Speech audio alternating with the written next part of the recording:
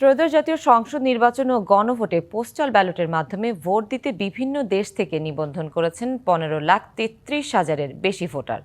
বিপুল সংখ্যক বাংলাদেশি ইউরোপের দেশ গ্রিসে বসবাস করলেও পোস্টাল ভোটের নিবন্ধনে অংশগ্রহণ এখনও আশানুরূপ নয়।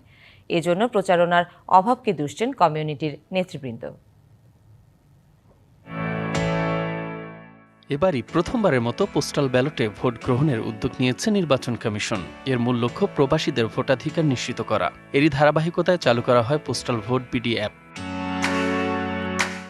এদিকে ইউরোপ দেশ গ্রিসে বসবাস করেন 35 থেকে 40,000 বাংলাদেশি, কিন্তু পোস্টাল ভোটার নিবন্ধন করেছেন মাত্র 1041 জন।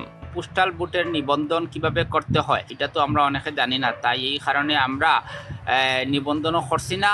ব্যর্থতা হচ্ছে এমবিসির এরা বা যারা আছেন দায়িত্ব তারা কোনো ধরনের দায়িত্ব নেন নাই। প্রবাসীরা জানান অনেকেই এই কার্যক্রম সম্পর্কে জানেন না। প্রক্রিয়া নিয়ে পর্যাপ্ত প্রচারণা না থাকায় আগ্রহ থাকা সত্ত্বেও তারা নিবন্ধন করতে পারেননি। আমরা কতটুকু আশাবাদী আমার বুথটা সঠিক জায়গাতে পৌঁছবে কিনা এবং কতদিন সময় লাগবে।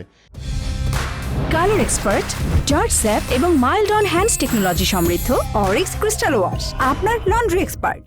এই যে প্রচারণা, এই যে ইনফরমেশন, এটা কিন্তু আমরা কিছু পাচ্ছি না। আবার অনেকের এনআইডি না থাকা ও এই কার্যক্রম নিয়ে বাংলাদেশ দূতাবাসের পক্ষ থেকে পর্যাপ্ত প্রচারণা চালানো হয়নি বলেও অভিযোগ তুলেছেন কমিউনিটি নেতারা। জনগণকে ভোটার হইতে হবে, এই প্রচারণা এম্বাসির করা উচিত ছিল, কিন্তু এম্বাসিকে কিছু বললেই বলে যে আমার লোক বলের খুব সংকট।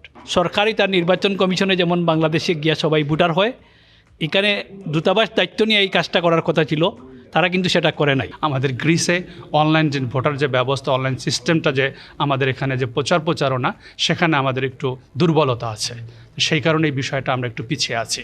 অপরদিকে গ্রিস বিএনপির পক্ষ থেকে নিবন্ধনে প্রবাসীদের আগ্রহী করতে উদ্যোগ নেওয়ার কথা জানান সংগঠনের নেতারা। আমাদের দলীয় অফিসও প্রত্যেক দিন বিকাল 4টা থেকে রাত্রে 9টা পর্যন্ত 60টা মানুষ এখানে বসা আছে।